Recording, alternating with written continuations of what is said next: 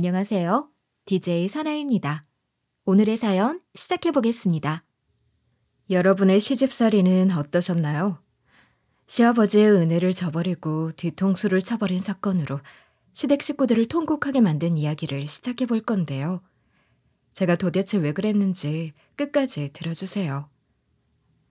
저는 40대 후반 여성인데요. 제가 어렸을 때 엄마랑 아빠랑 자주 싸우셨어요. 너무 오래전 일이라 기억은 잘 안 나는데 돈 때문에 싸우신 것 같았어요. 그래서 일부러 학원도 빼먹고 밖에서 배회하다가 집에 늦게 들어가곤 했는데요. 엄마는 그나마 절 챙겨주셔서 괜찮았는데 밖에서 바쁘게 일하다가 돌아와서 엄마랑 싸우기만 하는 아빠가 솔직히 밉긴 했어요. 그러다 제가 대학에 들어갈 때쯤 아빠 때문에 집에 경찰이 온 거예요. 아빠가 체포된 채로 끌려가고 있어서 어찌나 놀랐는지 몰라요. 엄마가 조사받고 올 거라고 저를 달래주셨지만 아빠가 결국 감옥에 들어가셨어요. 그것 때문에 엄마와 아빠가 또 크게 싸우셨고 별거를 하시게 됐죠. 그래서 전 아빠가 뭐 때문에 징역을 산지는 몰랐어요. 물어보고 싶어도 물어볼 수가 없는 게 엄마가 너무 힘들어 하시더라고요. 매일같이 이불 속에 누워서 일어나지를 않으셨고 밥도 먹지 않아서 제가 엄마를 붙잡고 이럴 정도였어요. 엄마, 아빠가 끌려갔다고 이러는 게 어딨어. 산 사람은 살아야지. 제발 밥이라도 먹어. 내가 죽을 한번 만들어봤거든? 이거 한 입 먹어봐. 제가 숟가락을 엄마 입가에 가져다 대니까 엄마가 간신히 한 입을 받아먹고는 슬피 우시는 거예요. 그날 엄마를 얼마나 토닥여드렸는지 몰라요. 시간이 어느 정도 지나면서 제가 매일같이 엄마 곁에서 기운 좀 내라고 했거든요. 그러니까 엄마가 자리에서 일어나서 일상생활을 하시는 거예요. 그때까지 엄마한테 아빠 이야기를 꺼내면 분위기가 너무 안 좋아서 조심하고 있었어요. 그런데 다른 사람도 아닌 아빠가 감옥에 간 거니까 저도 이유를 알아야 할 것 같고 궁금하더라고요. 이런 이유로 제가 용기를 내서 이렇게 물어봤거든요. 엄마, 아빠는 왜 감옥에 간 거야? 그리고 언제 돌아오는지 알고 있어? 사실 그동안 계속해서 물어보려고 했는데 엄마가 너무 힘들어 보여서 말을 못했거든. 그동안 아빠를 잊은 것처럼 잘 지내던 엄마가 갑자기 표정이 굳으시는 거예요. 그리고 멍하니 허공을 바라보다가 우셨어요. 그때 저도 어렸는데도 그런 엄마를 얼른 안아서 토닥거리면서 위로해드렸죠. 그 뒤로 엄마한테 아빠 이야기를 꺼내지 않았어요. 아빠가 입 밖으로 내면 안 되는 거의 금기의 대상이 되어버렸는데요. 다행히 엄마가 그 뒤로 드러눕거나 우울해 있지만은 않았어요. 어떻게든 먹고 살아야 하니까 엄마가 식당 일을 하면서 친척들에게 굽신굽신거리며 생활비나 제 대학 등록금을 마련한 거죠. 요즘 학자금 대출 제도가 잘 되어 있다고는 하지만 엄마가 이제 막 성인이 된 저한테 빚을 만들어주고 싶지 않다고 고집을 부리셨거든요. 저 때문에 엄마만 고생하고 있는 것 같아서 엄마한테 미안했어요. 그와 동시에 아빠에 대한 분노가 커진 것 같았는데요. 시간이 어느 정도 지난 뒤에 대학을 졸업하고 독립한 다음에 자취를 하고 있었거든요. 아빠가 출소한 후에 집으로 돌아왔다고 했을 때는 일부러 찾아가지 않았어요. 찾아가더라도 대면대면했죠. 어쩌다 찾아갔을 때 아빠가 이제 공장에서 일을 하신다고 들었거든요. 전 그러던가 말던가 흘려듣고 말았어요. 그러다가 제가 교제하던 사람과 결혼 이야기가 나올 때쯤이었어요. 평소처럼 회사를 다니면서 일을 하고 있는데 엄마한테 전화가 왔어요. 제가 갑자기 무슨 일이냐고 물어보니까 엄마가 이러시는 거 있죠? 엄마가 방금 전에 아빠가 사고로 쓰러지셨다는 연락을 받고 병원에 왔거든. 아빠가 일하다가 사고로 돌아가셨다. 얼른 병원으로 와봐야 할 것 같아. 엄마가 이러시면서 어느 병원인지 알려주시는 거예요. 그래서 엄마가 알려주신 병원으로 서둘러서 가봤어요. 그런데 진짜로 아빠가 돌아가신 거예요. 그 자리에 아빠 또래로 보이는 남성분도 계셨는데요. 그분이 아빠랑 같이 일하다가 친해진 동료라고 하시면서 어쩌다 이렇게 됐는지 이야기를 해주시더라고요. 오늘 형님이 작업하게 될 기계가 평소보다 더 복잡한 공정을 요구하는 대형 프레스 기계였어. 형님이 공장 일을 한 지도 얼마 되지도 않았고 전문적인 수준도 아니었더라. 그런데 공장에서는 직원을 더 뽑기에는 귀찮고 돈이 드니까 형님한테 가르친 다음에 시키더라고. 그렇게 형님이 얼렁뚱땅 일을 배우고 작업을 하던 도중 갑자기 기계에서 이상한 소리가 나기 시작했어. 형님 손이 순식간에 말려 들어가면서 과다출혈로 세상을 뜨신 거다. 아빠가 뭐 때문에 감방에 간 건지는 모르지만 사고 쳐서 엄마만 고생시키는 바람에 아빠를 그닥 안 좋아하긴 했거든요. 그래도 막상 아빠가 돌아가시니까 가슴이 아프고 안타깝더라고요. 아빠가 출소한 후에 아빠를 볼 때마다 어색했거든요. 그와 동시에 아빠가 너무하다는 감정이 있어서 대화를 피했는데 이야기를 해볼 걸 그랬나 싶었어요. 바쁘다는 핑계를 대가면서 본가에 안 간 게 조금은 후회가 됐는데요. 아빠 장례를 치르면서 많은 생각이 들었거든요. 다시 과거로 돌아간다면 아빠랑 진솔한 대화를 해보고 싶다는 생각이 들더라고요. 엄마도 많이 힘들어하셨어요. 어렸을 때부터 그렇게 많이 싸우시면서 정신적으로 힘들게 사셨지만 그래도 엄마에게 있어서 하나뿐인 인생의 동반자였던 거예요. 엄마가 장례식장에서 아빠와의 연애 시절 이야기를 해주는데 그래도 엄마는 아빠를 많이 사랑했구나 싶더라고요. 엄마가 잠시 행복해 보이는 얼굴로 옛날 이야기를 쭉 해주시다가 점점 굳은 표정으로 이러셨거든요. 돈 때문에 싸우지만 않았어도 우리도 행복하게 살았을 텐데. 너도 아빠하고 화목하게 잘 지냈을 텐데 못난 모습 보여줘서 미안하다. 저는 그런 엄마에게 괜찮다고 말씀드렸죠. 그렇게 엄마가 한동안 힘들어하다가 두어 달이 지났을 무렵 아빠의 물건을 몇 개 남겨두고 정리한 다음에 일을 시작하셨어요. 주방 보조 일을 하시다가 일을 워낙 잘하셔서 주방장 일까지 도맡아서 한다고 들었는데요. 지금은 그렇게 일을 하면서 아빠의 사망보험금을 관리하며 지내고 계셨어요. 그리고 저는 만나던 남자친구와 결혼 얘기가 오가던 도중에 아빠가 돌아가신 거잖아요. 남자친구가 아빠 장례식장에 왔었어요. 그런데 남자친구가 장례식이 끝나고 나서 저보고 만나자고 하더라고요. 시간을 내서 만나러 갔더니 남자친구가 이러는 거 있죠? 장례식장에서 다른 조문객들이 하는 말을 들었는데 예비 장인어른이 전과자라고 하더라? 그게 사실이야? 헛소문 같은 거지? 그게 사실이면 그동안 왜 말을 안 해준 거야? 전 이 사실을 그때까지 말하지 않았어요. 그때는 때가 아니라는 생각이 들었거든요. 제가 말하지 못해서 미안하다고 대답하니까 남자친구가 이러는 거예요. 어쩌다가 그러셨어? 설마 심각한 범죄를 저지르신 건 아니지? 지금까지 그걸 속이고 있었다니.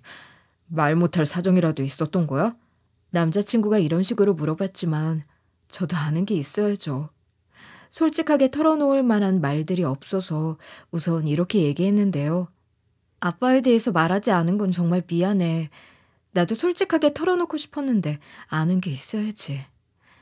나도 아빠가 전과자가 된 이유를 모르고 있어. 엄마도 말을 안 해주셨거든. 이유는 모르겠지만 아빠가 감옥에 들어간 적이 있다고 하면 더 안 좋게 볼까 봐 불안했어. 그래서 말 못했던 거야. 제가 이렇게 말해놓고도 남자친구가 저한테서 정이 떨어졌을까 봐 걱정했었는데 남친이 과묵하고 무뚝뚝하긴 했어도 책임감이 있었어요. 남자친구가 제게 이런 말을 해줬거든요. 네가 말을 안 해줘서 서운했지만 그래도 그건 네가 잘못한 게 아니잖아.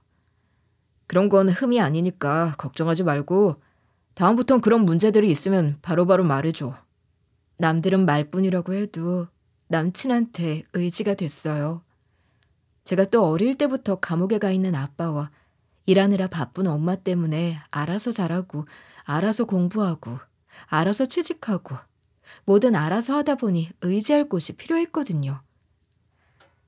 그렇게 남친한테 의지하면서 저는 또 남친 먹으라고 가끔씩 도시락 싸주고 집에 가서 밥 해주면서 연애할 때부터 아내처럼 내조하고 그랬어요. 그러다 남친 어머니랑 마주치고 그랬거든요. 평소처럼 냉장고를 채워주려고 장을 보고 들어갔는데 남친 어머님이 계시는 거예요. 그때 인사드렸는데 남친 어머님이 그 당시엔 놀란 눈치더니 표정이 너무 안 좋아지시더라고요.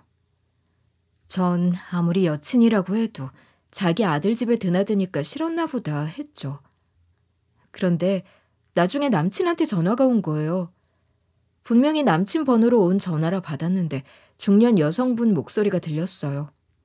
제가 누구냐고 물어보니까 저번에 마주쳤던 남친 어머님이래요. 제가 무슨 일로 이렇게 연락 주셨냐고 하니까 남친 어머님이 이러시더라고요. 우리 아들한테 다 들었다. 사돈 되실 분이 전과자라며? 게다가 돌아가셨다고 하더라. 내가 걱정돼서 물어보는 건데 우리 아들이랑 진짜로 결혼할 거냐? 우리 아들을 위해서라도 다시 생각해줬으면 좋겠다. 남친 어머님이 이러시니까 깜짝 놀랐죠. 남자친구가 어머님한테 그대로 말해버린 건가 싶더라고요.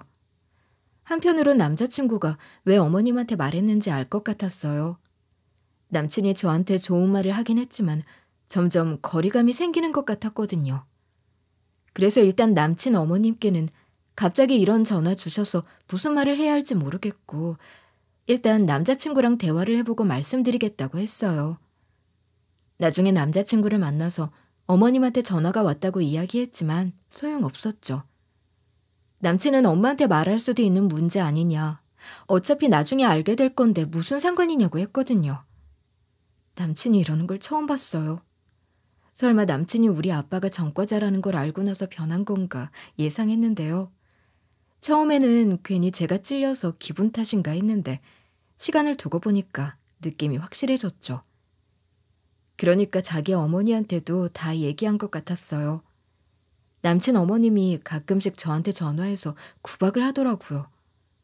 게다가 남친이 저한테 거리를 두고 있었지만 어쩔 수 없이 결혼을 하게 됐어요. 제가 뭐가 아쉬워서 미움받는 집안으로 시집을 간 거냐고요? 사실 의도치 않게 아이가 생겨서 이 집으로 시집 왔거든요. 그래서 시모도 어쩔 수 없이 저를 받아들였어요. 결혼식도 급하게 올렸죠. 급하게 한 결혼이라 시댁에서 잠시 살게 됐는데 시모 때문에 스트레스가 이만저만이 아니었어요. 시모가 틈만 나면 이래라 저래라 잔소리를 엄청 해댔거든요. 그나마 다행인 건 시부였어요. 다행히 아버님한테도 제 상황 설명을 쭉 해드린 다음에 아빠가 전과자라는 이야기를 해드렸는데요. 시아버지께서 제가 하는 이야기를 주의 깊게 들으시더니 이렇게 대꾸해 주셨어요. 아이고 그래.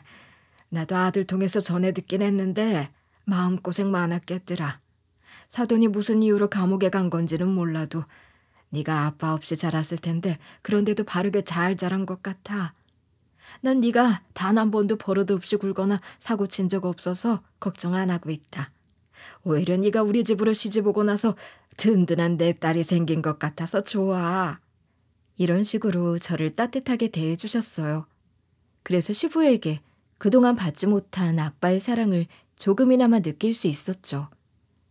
시부가 이렇게까지 저를 감싸주니까 시부가 있을 때는 시모도 저를 심하게 구박하지 않았어요. 그래놓고 뒤에서는 제 뒷담을 그렇게 하는 거예요. 저도 처음엔 시모가 제 뒷담을 하는 줄 몰랐는데요. 시모가 잔소리를 하시면 제가 집안일을 하는 게 마음에 안 들어서 그런가 보다 하고 좋게 생각하려고 했거든요. 시모 생신날 시모랑 잘 지내보려고 백화점에 가기로 했어요. 거기서 시모가 갖고 싶다는 가방 좀 사주려고 했죠. 그런데 백화점에서 시모 또래로 보이는 여자가 지나가다가 인사를 하더라고요. 말하는 걸 들어보니 계모임 사람 같았어요. 그 계모임 사람이 글쎄 제 욕을 이렇게 하고 있는 거예요. 니네 집 며느리는 사돈도 범죄자라 그런지 양심이 없어. 이런 좋은 집안에 시집 왔으면 굽신거리면서 시댁 청소도 하고 밥도 해줄 생각을 해야지. 요즘도 행동이 굼떠? 아들이 정말 아깝다. 아들이 얼마 전에 승진했다지? 이러는데 우리 남편이 얼마 전에 승진했고 우리 아빠가 깜빵 다녀온 전적이 있으니까 100% 제 욕이더라고요. 시모가 그 말을 듣고 얼굴이 새빨개지더니 이러시는 거예요. 지금 갑자기 무슨 소리 하는 거야?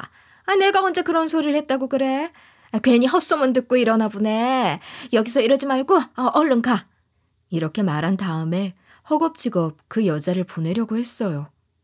제가 그때 옷을 보고 있어서 시모랑 일행인 줄 몰랐나 봐요. 듣자 하니 제가 다 민망해지고 기분이 나빠져서 시모에게 가서 이런 식으로 말을 걸었는데요. 어머님, 이분이랑 아는 사이세요? 갑자기 제 아빠 이야기를 하시네요.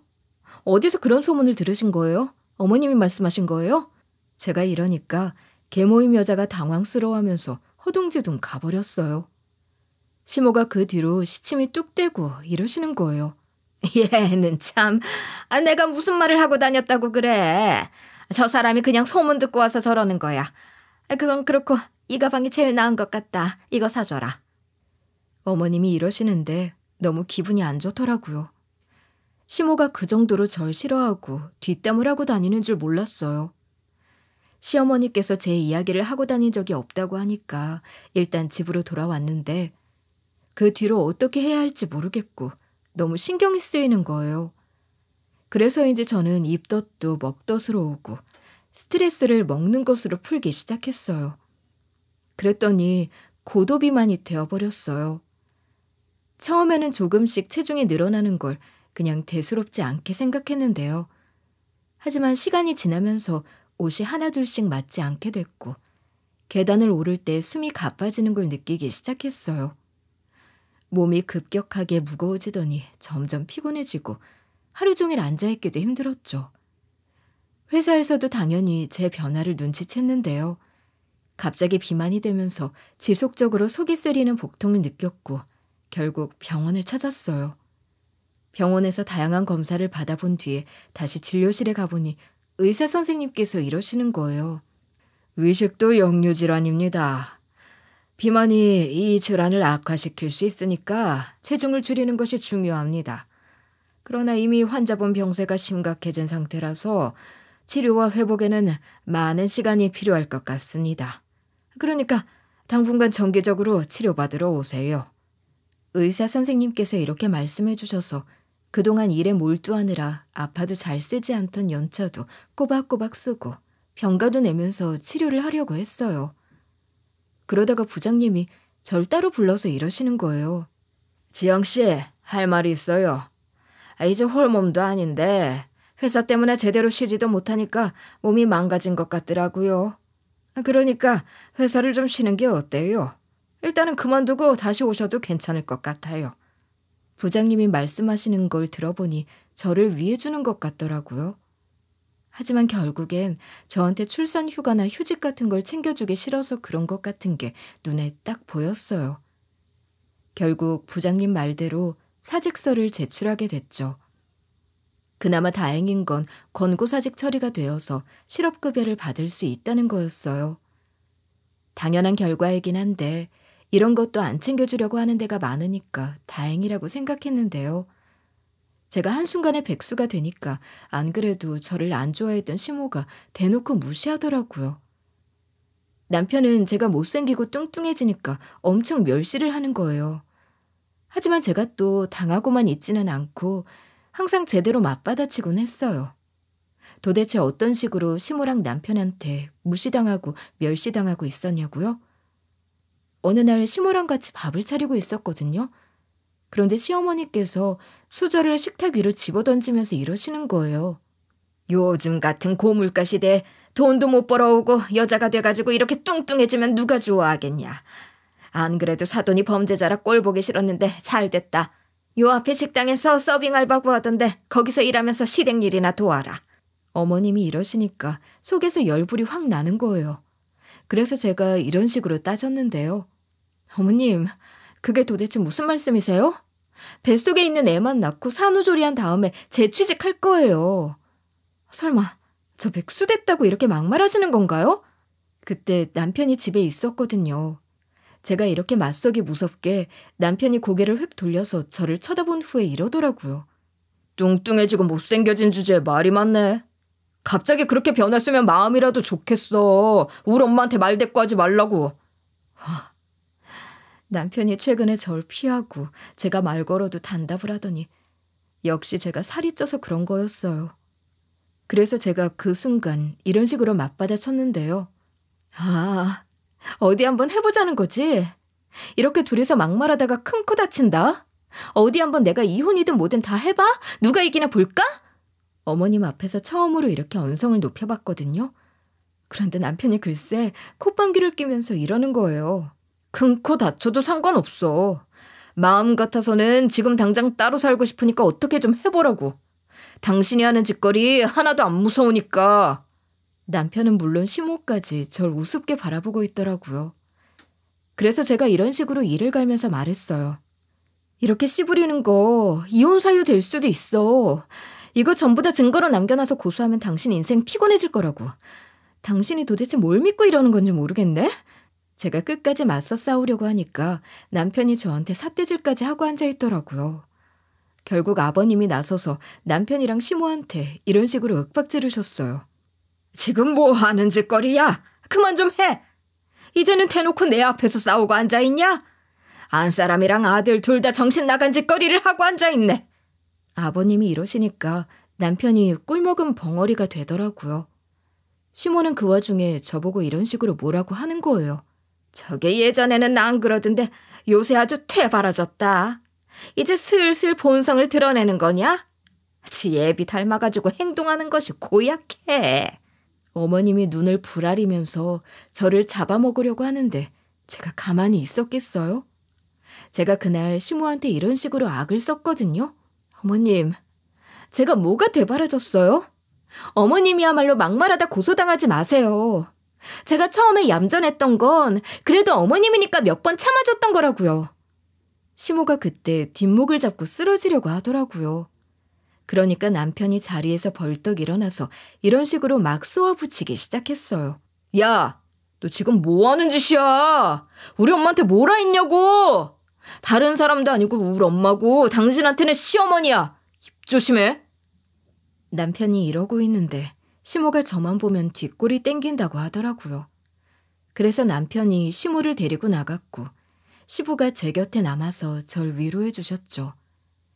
시간이 한참 흐른 뒤에 남편이랑 시모가 집으로 돌아왔지만 저한테 말을 걸지 않았어요. 그 뒤로 이상한 증상들이 나타나기 시작했는데요. 처음에는 배에 약간의 통증이 있길래 소화가 잘 안 돼서 그런 줄 알았어요. 하지만 시간이 지날수록 통증은 점점 심해졌고 가끔씩 어지러움도 느껴졌죠. 그러던 어느 날 아침 침대에서 일어나려다 몸이 움직이지 않는 느낌이 들었어요. 그날 오후 화장실에서 갑작스럽게 출혈이 시작되더라고요. 그 순간 가슴이 철렁 내려앉았고 무언가 잘못됐다는 사실을 직감했어요. 그때 집에 아무도 없었고 전화해볼 정신도 없어서 일단 저 혼자서 병원에 가봤는데요. 병원에 도착하자마자 초음파 검사를 진행했어요. 그런데 그걸 보는 의사 표정이 점점 어두워지는 거예요. 그러더니 의사가 한숨을 푹 쉬면서 유산을 진단해 주더라고요.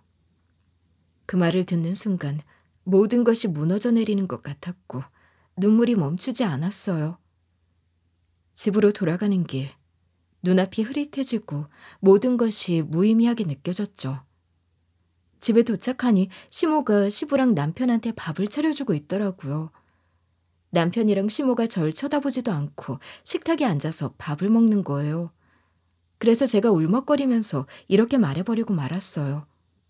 아버님, 어머님, 그리고 여보, 나 유산했어. 요즘 배가 아프고 소화가 잘 안 되더라고.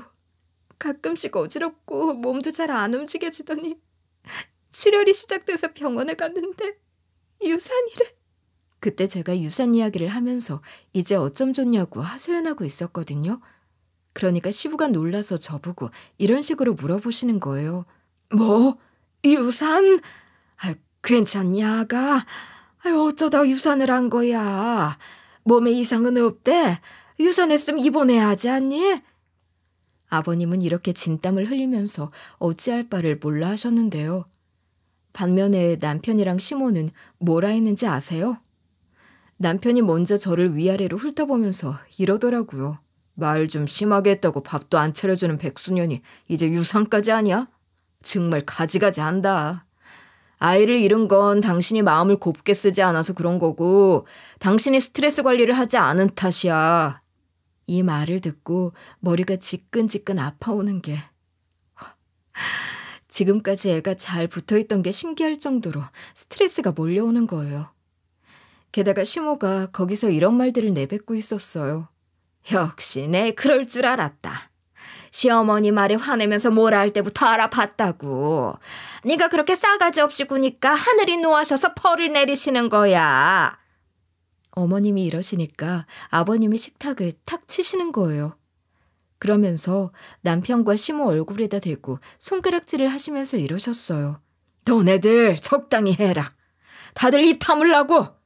팝상머리 앞에서 아이 잃은 며느리한테 무슨 짓이냐. 너네들이 생각이 있는 게야 없는 게야 어? 이렇게 호통을 치시니까 남편이랑 시모가 입을 다물더라고요.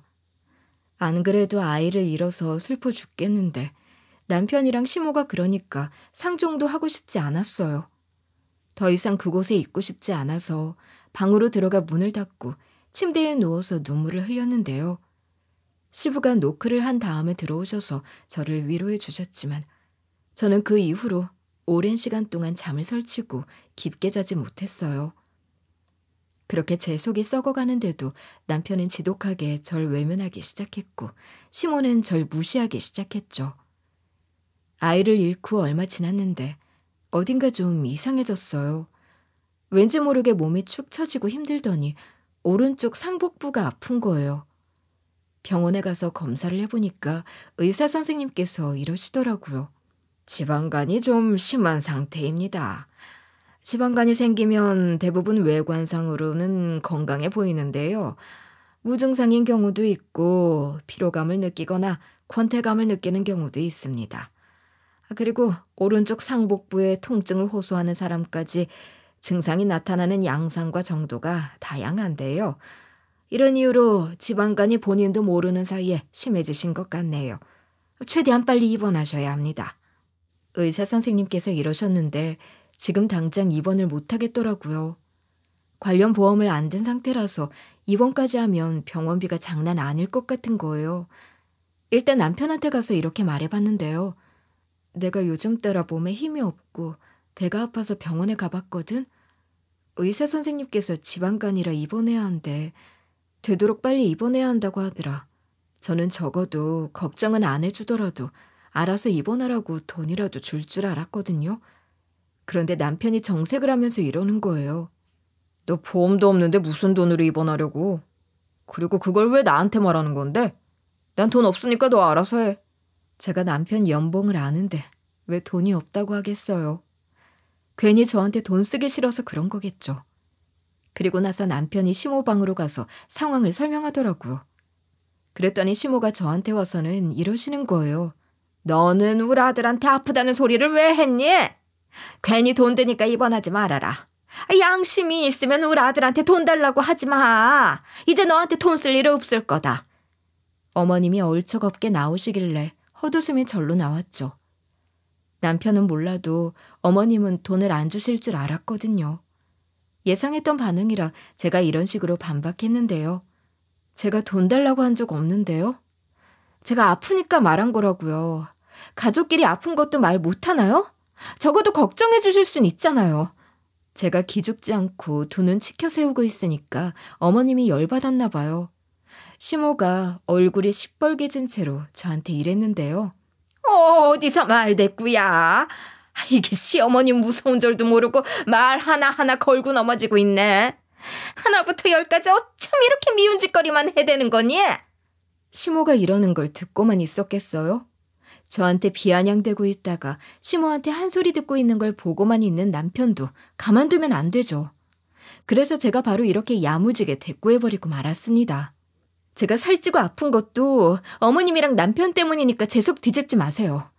그리고 네가 그러고도 서방이냐? 네 새끼 이런 마누라한테 뭐하는 짓이야. 너 같은 놈은 정말 짐승만도 못한 놈이다. 제가 그대로 문을 쾅 닫고 방 안에 들어가니까 궁시렁거리기만 하고 뭐라 말을 못하더라고요. 결국 전 친정엄마한테 전화해서 하소연을 했어요. 전화기를 붙든 채로 울면서 그동안 참아온 말을 쏟아냈는데요. 엄마, 내가 그동안 못한 말들이 있어. 어머님이랑 남편 때문에 몸이 아프기 시작하더라. 위식도 역류 질환에 걸리고 나서 몸이 점점 더 안 좋아져서 애가 유산이 됐었어. 게다가 최근에 지방간까지 걸린 거야. 의사가 나보고 입원해야 한대. 근데 돈이 없어. 남편이랑 어머님도 나한테 줄 돈이 없대. 제가 그날 처음으로 시집살이 당하느라 몸이 아프기 시작했다고 말해버렸어요. 엄마한테 유산한 것조차 말하지 못했던 이유가 있었죠. 엄마가 또 멘탈이 약하잖아요. 엄마가 옛날에 그랬던 것처럼 주저앉을까봐 말을 못하겠는 거예요. 하지만 더 이상 못 참겠어서 엄마한테 전부 다 고백하니까 감정을 주체하지 못하겠더라고요. 제가 돈이 없다는 이야기를 듣고 엄마가 병원비랑 요양비로 1,000만 원을 보내준대요. 생각보다 큰 금액을 준다고 하니까 너무 미안한 마음에 이렇게 이야기했었는데요. 뭐? 1,000만 원을 보내준다고? 무슨 병원비랑 요양비로 1,000만 원씩이나 줘. 됐어. 나 그 정도까지는 필요 없어. 엄마가 그렇게까지 보내준다고 하니까 미안하잖아. 제가 이렇게 말해놓고 눈물이 핑 돌았는데요. 엄마도 우시는지 코를 훌쩍이면서 이러셨어요. 어쩐지 요즘 따라 애가 시들시들해졌더라. 네가 오죽했으면 전화해서 이러겠냐. 그동안 말도 못하고 마음고생이 얼마나 심했겠어. 일단 그 돈으로 치료받고 건강 회복한 다음에 이야기하자. 이러고 전화를 끊었는데 엄마가 진짜로 1,000만 원을 보낸 거예요. 제가 그걸 보고 엄마한테 너무 미안해서 한참을 울고 나왔어요. 그런데 남편이 그 전화를 엿듣고 있었나 봐요. 남편이 저를 보자마자 이렇게 묻는 거 있죠? 여보, 뭐야? 장모님께서 1,000만 원 보내주셨어? 당신 아프다고 해서 보내주신 거야? 역시 우리 장모님은 다르네. 진작에 장모님 도움을 받을 걸 그랬다. 남편이 이러는 게 어이가 없어서 한마디 하려고 했거든요. 그런데 시모가 연이어서 이렇게 말씀하시는 거예요. 사부인이 1,000만 원이나 보내주셨어? 마침 돈이 필요했는데 잘 됐다. 먼저 그 돈 좀 쓰자. 틈만 나면 네 편 들어주던 시부가 사기당해서 큰 돈을 잃었다. 날 위해서가 아니라 우리 남편을 위한 거니까 줘라. 이렇게 당당하게 요구하는 거 있죠? 당연히 제가 이런 식으로 꼬치꼬치 캐물었는데요. 그건 절대로 안 되죠. 저 그 돈으로 입원하고 요양해야 해요. 그리고 아버님, 사기당한 사람치고 멀쩡해 보이시던데 사기당한 거 맞나요? 아버님 오시면 물어봐야 할 것 같네요. 제가 야무지게 대꾸하니까 시모가 속이 부글부글 끓었나 봐요. 한마디도 지지 않는 제가 얄미웠는지 어머님이 이러시더라고요. 지금 며느리가 감히 시애미 말을 의심하는 거냐? 우리 남편 자존심 상하게 그걸 왜 물어봐? 처음 말할 때 그런 거 물어보지 마. 어머님이 이러시길래 제가 곧바로 허탈한 웃음을 지었죠. 시모랑 남편이 1,000만 원을 가져가려고 구라를 치고 있는 것 같아 이런 식으로 맞받아쳤어요. 아버님이 그러실 분이 아니라는 거 저도 잘 알아요. 일부러 아버님이 마실 나가시고 없으신 틈을 타서 그런 식으로 말 지어낸 거죠. 그리고 아버님 계실 때 제가 엄마한테 치료비로 받은 1,000만 원 달라고 하면 아버님한테 혼날 것 같으니까 지금 말 꺼낸 거잖아요. 어머님이랑 남편도 그게 치사한 짓인 거 아니까 그러는 거 아니에요? 그런데 제가 전곡을 찔렀나 봐요.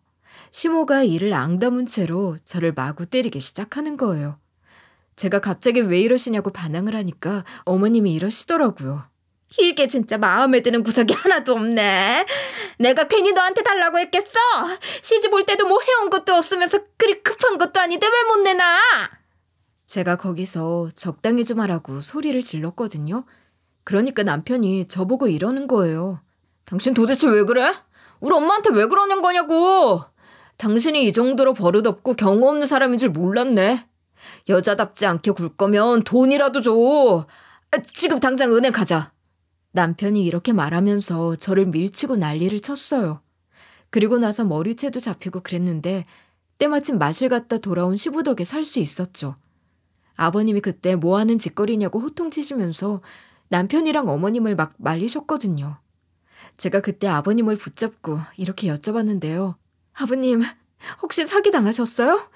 제가 지방간 때문에 입원을 해야 해서 엄마한테 1,000만 원을 받았거든요. 근데 어머님이랑 남편이 아버님이 사기를 당하셔서 힘드니까 그 돈을 달래요.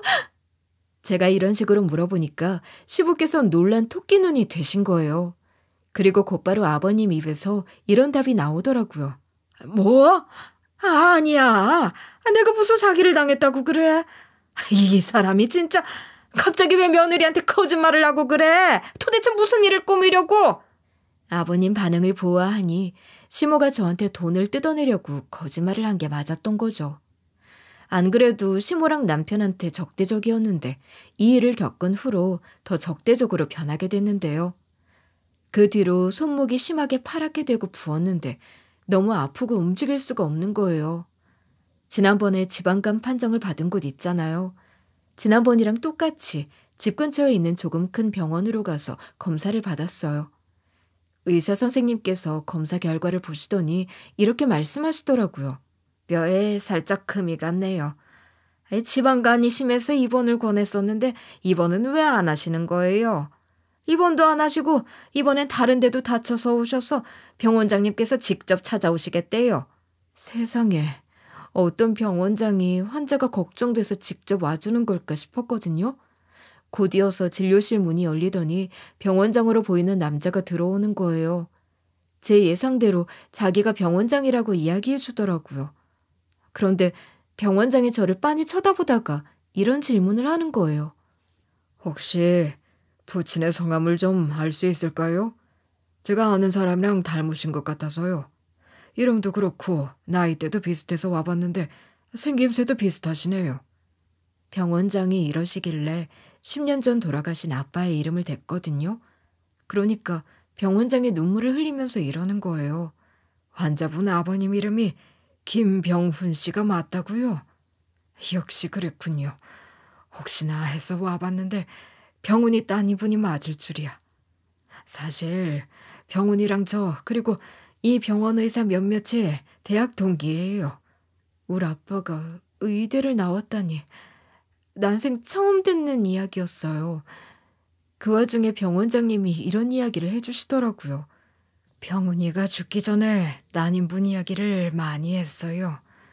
병훈이가 따님분 대학 졸업 사진을 많이 보여줘서 얼굴이랑 이름을 알고 있었거든요. 그런데 병원에 오신 환자분 얼굴이랑 이름이 어딘가 익어서 긴가민가 했어요. 병원장님이 알아볼 수밖에 없는 게 제가 아무리 옛날이랑 다르게 살이 쪘어도 주근깨가 많이 나 있어서 얼굴이 특징적인 편이었거든요. 주근깨가 볼은 물론 눈 주위랑 콧잔등까지 나 있어서 화장을 안 하면 눈에 띄는 편이었어요. 전 당연히 입원하러 간 거라 생얼로 갔었기 때문에 병원장이 제 주근깨랑 이목구비 그리고 이름을 보고 알아본 거죠. 그런데 이쯤 되니까 우리 아빠가 왜 의사가 되지 못했는지 궁금한 거예요. 병원장님께 그 이유를 물어보니까 이런 사정이 있었다고 쭉 설명해 주시더라고요. 병훈이가 의대 에이스였는데 의사가 되지 못했던 사연이 있어요. 병훈이가 인턴일 때 다 함께 필리핀 의료 봉사를 갔었는데요. 그런데 현지인들이 치료용품을 훔치고 자기들 먼저 치료해달라고 흉기를 들고 난동을 부렸어요. 그 순간 병훈이가 맨 앞에서 동기들을 감싸면서 제지하다가 다쳤어요. 그때 병훈이가 발로 막다가 신경을 다치게 됐는데 거기가 오지였던지라 응급처치도 제대로 못하고 골든타임을 놓쳐 치료를 못 받았어요. 손을 아예 못 움직이는 건 아니었지만 의술이라는 게 고도로 섬세한 작업이 필요로 하잖아요. 그래서 병훈이가 결국 의료인의 길을 포기할 수밖에 없었어요. 이런 이유로 그 자리에 있던 친구들이 병훈이한테 큰 죄의식을 갖게 됐어요. 전 당연히 그 말을 듣고 너무 놀랐죠. 아빠가 그런 사람이었다는 말에 오열을 하게 되었고 의료진들도 모두 오열했어요. 몇 분 뒤에 겨우 진정을 하고 있는데 병원장을 포함한 몇 의사가 저한테 이러더라고요. 이쪽 일을 하는 사람들은 딱 보면 알거든요. 손목뼈에 금 가고 여기저기 타박상이 있는 거 보니까 맞아서 그런 것 같은데 혹시 무슨 일이 있으셨나요? 그리고 왜 지방간 치료는 안 하고 계시나요? 이렇게 물어보길래 사실대로 말했어요. 그러니까 병원장을 포함한 여러 사람들이 저를 도와주겠다는 거예요. 결국 병원 사람들의 도움으로 시모와 남편을 가정폭력으로 신고할 수 있게 되었어요. 제가 있는 병원이 가정폭력 피해자 환자를 위한 시스템이 있는 병원이었거든요. 병원 측에서 신고를 해줘서 경찰이 출동해 조사한 후에 피해 사실 확인서를 쓰게 됐어요. 그리고 제가 있던 병원에서는 제 치료비를 구청에 청구했다고 하더라고요. 피해 사실 확인서를 제출하거나 의료비를 지원받기 위한 모든 절차를 제가 아닌 경찰, 의료기관, 구청이 연계해서 진행해줬어요. 그러면서 자연스럽게 시모랑 남편이 조사를 받았을 거 아니에요.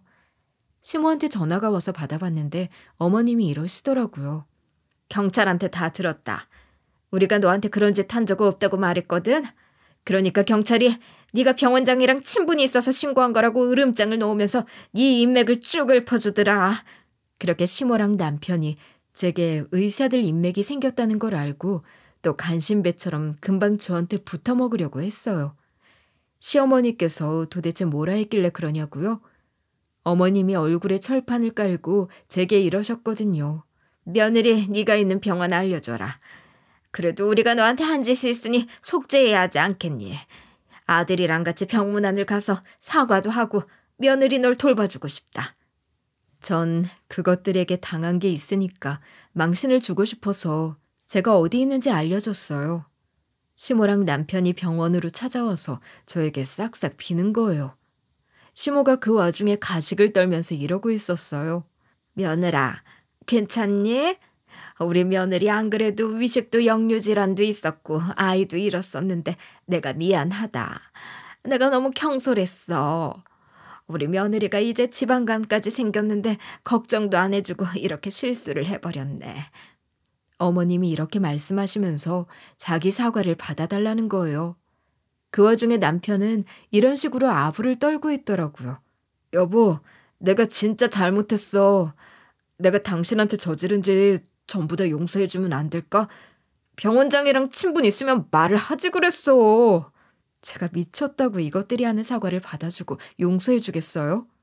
그래서 제가 그런 시모랑 남편한테 이런 선전포고를 날렸는데요. 당신이랑 당신 어머님이 나한테 한 짓거리 전부 다 고소할 거니까 열심히 빌어봐. 바닥에 넙죽 엎드려도 당신 애들 절대 용서 안 할 거니까 어디 한번 빌어보라고. 제가 이러니까 남편이랑 시모가 사색이 되어가는 거예요. 그때가 돼서야 진심으로 무릎 꿇고 빌더라고요. 남편이 저한테 이러는 게 아직도 기억에 남아있는데요. 안 그래도 돈이 없는데 도대체 왜 이러는 건데? 한 번만 봐주라, 어? 솔직히 우리가 평생을 약속한 사이인데 이러면 안 되지. 남편이 이렇게 헛소리를 짓거리고 있길래 그러거나 말거나 했죠. 대신 지나가던 간호사 선생님께 이렇게 말씀드렸어요. 간호사쌤, 이분들 좀 내쫓아주세요. 이 사람들 좀 나가라고 하고 싶은데 제가 말해봤자 안 들을 것 같거든요. 병원 내에 경비원 없나요? 저 좀 도와주세요. 제가 이러니까 간호사 선생님이 시큐리티를 불러줬어요. 경비원들이 남편이랑 시모를 끌고 갔는데 남편이랑 시모가 취한 얼굴로 절 불러대더라고요. 전 그쪽을 한번 슬쩍 봤다가 더 이상 쳐다보지도 않고 무시해줬어요.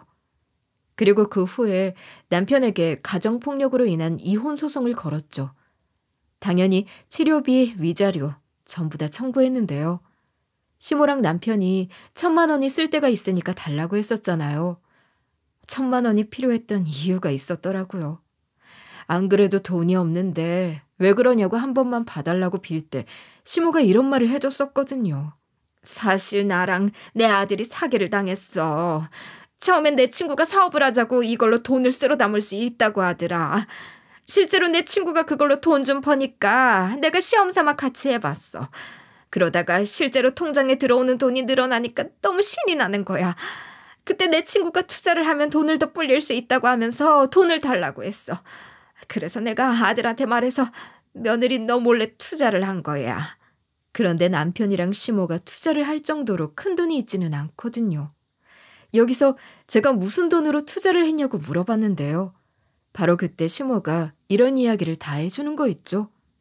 수익이 생기는 걸 직접 경험하니까 아들이랑 내가 대출을 있는 대로 다 땡겨서 투자를 한 거야. 나는 주택담보대출까지 받았어. 남편한테 말하면 못하게 할 게 뻔하니까 남편한테 말을 안 했어. 근데 이게 전부 다 사기였더라. 내 친구가 나랑 아들 돈을 들고 튀었거든. 전형적인 사기 수법인데 그걸 당했다고 하더라고요. 제가 너무 황당해하니까 어머님이 이러시는 거예요. 어쨌든 멋대로 진행한 일이니까 입 꾹 닫고 우리끼리 어떻게든 해결해 보려고 했어. 그런데 몇 달을 버티다가 결국 3달이나 연체를 하게 된 거야. 이대로 가다간 집이 경매에 넘어갈 것 같더라. 근데 며느리 너한테 1,000만 원이 생겼다니까 눈이 휘둥그레져서는 달라고 했던 거야. 시모 말을 들어보니 1,000만 원으로 급한 불을 끄려고 했던 모양이에요. 집이 넘어가게 생겼으니까 어떻게 해서라도 저한테서 1,000만 원을 빼앗으려고 했던 거죠. 그래서 시모랑 남편 인생이 이렇게 망가지고 저는 반대로 복수하면서 승승장구할 수 있었던 거예요. 나중에 알게 된 사실이 좀 있었거든요. 병원장님이 시모 때문에 다친 걸 치료해 주려고 와서 이런 말씀을 해주시더라고요. 사실 병훈이가 난임분 대학 등록금, 대학 입학 선물, 생활비 등등 때문에 무면허 불법 의료 시술을 했었어요. 병훈이 말로는 병훈이의 옛 의대 동기 중 하나가 병훈이의 사정을 알고 꼬드겼다고 하더라고요. 제가 병훈이와 가끔 연락을 하고 지냈어서 병훈이가 생활고 때문에 고생했다는 거, 그리고 불법적인 일에 가담했다는 사실을 들어서 알고 있었어요. 그러나 양심의 가책을 느낀 병훈이가 자수를 한 거예요. 그래서 병훈이는 물론 관련된 사람들이 모두 징역을 살게 된 거죠. 제가 참 아빠랑 떨어져 살고 거리를 두면서 모르고 있었던 점들이 많이 있더라고요. 게다가 병원장님이 아빠에 대해서 이런 이야기도 해주셨어요. 병훈이가 출소한 후에 난임분 이름으로 가끔씩 이 병원에 기부를 하고 있었어요. 난임분도 아시겠지만 병훈이가 말이 없고 애정 표현이 없잖아요. 병훈이 나름대로 해본 난임분에게 한 사랑 표현인 것 같았어요. 그래서 제가 병훈이에게 약속을 했어요. 너희 가족이 어딘가 아프다고 하면 내가 할 수 있는 선에서 최고의 치료를 해주겠다고요. 그래서 제가 따님분을 직접 치료해주고 있는 거예요. 이후에 따님분이 다치거나 아프면 치료비는 제 병원에서 알아서 해줄 거니까 몸에 이상이 생기면 무조건 제 병원으로 오세요.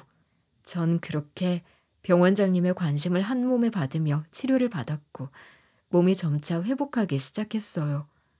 그러다가 퇴원하는 날이 다가오게 된 거죠. 퇴원하는 날, 아빠의 대학 동기였다는 분들이 저에게 봉투 하나를 내밀면서 이러는 거예요.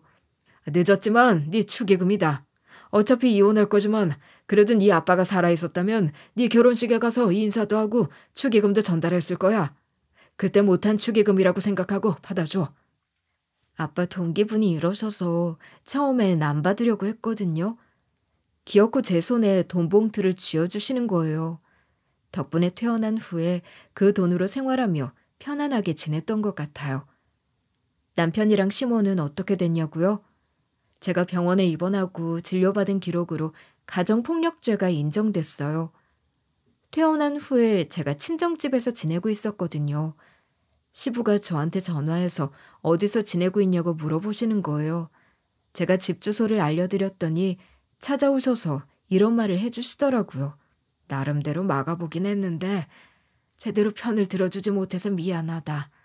나도 한 집에서 같이 산 사람이라서 진술을 해야 했어. 그래서 거짓말 하나도 안 하고 본대로만 말해서 안사람이랑 아들놈이 빠져나갈 구멍이 없을 거다. 이렇게 시부까지 진실을 말씀해 주신 덕분에 현재 남편이랑 이혼한 상태예요. 전 남편이 전 시모랑 같이 1,000만 원에 눈이 휘둥그레해져가지고 막 달라고 했었다고 했잖아요. 전 남편이랑 전 시부모 전부 다 돈이 없어서 치료비, 위자료 모두 다 주지 못하고 있는 상황이에요. 그런데 전시부께 전화가 와서 받아보니 이런 말씀을 해주시더라고요. 내가 아들이랑 안사람을 설득해서 집을 정리했어. 훨씬 작은 집으로 월세를 얻어서 이사 갔다. 그리고 집을 정리한 돈으로 법원에서 정해준 위자료들을 전부 다 지불하게 했거든. 위자료는 잘 받았니? 어쩐지 그동안 소식이 없던 위자료가 다 들어왔더라고요. 전시부는 죄가 없으시고 저에게 잘해주신 분이니 제가 괜히 죄송스럽기도 하고 감사했죠. 그리고 저는 병원장의 권유로 코디네이터 자격증을 따서 그 병원에 취직했어요. 요즘은 운동도 하면서 살을 빼고 있는데요. 예전처럼 날씬해지지는 않았지만 몸이 어느 정도 가벼워졌어요. 여기서 더 열심히 식단 관리를 하고 운동을 하면서 건강 관리를 해볼 생각이에요. 전이랑 다르게 건강해지고 생산적으로 살고 있는 기분이라 이혼하길 정말 잘한 것 같아요. 여기까지 제 사연글 들어주셔서 감사하고요. 여러분은 사는 게 너무 힘들고 부당하다고 느껴져도 포기하지 마세요. 항상 정직하고 성실하게 살다 보면 저 같은 일이 일어나기도 하더라고요. 오늘도 묵묵히 열심히 살다 보면 기적적으로 귀인이 찾아오는 일이 생기실 거예요.